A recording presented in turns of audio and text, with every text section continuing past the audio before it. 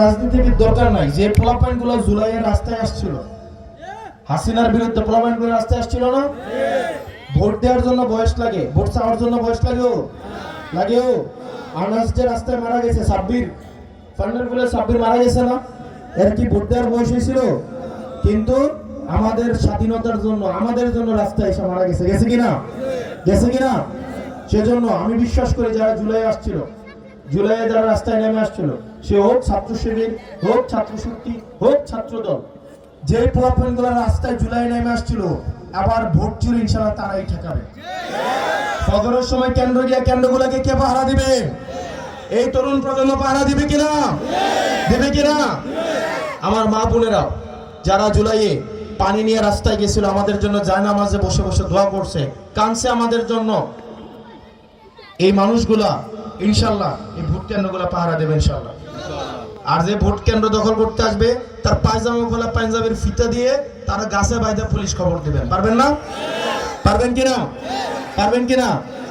নেতার পায়জামা খুললে পায়জামার ফিতা দিয়ে সামসাগুলারে সহজে বানবেন। পারবেন কিনা?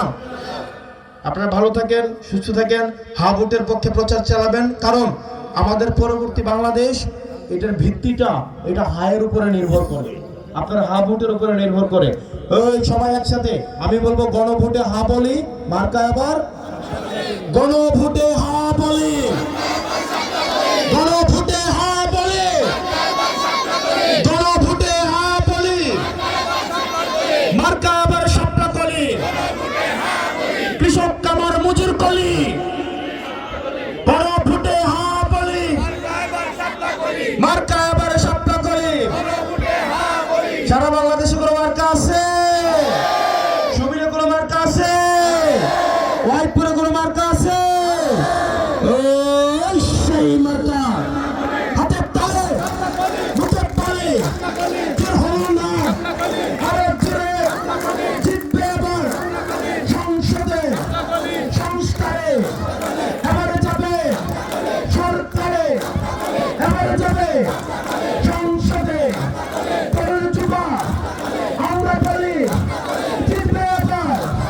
সবাই বলে ফুল ফুটেছে, লো ফুটেছে, হাতের তালে, মুখে বলি ইনকিলাব।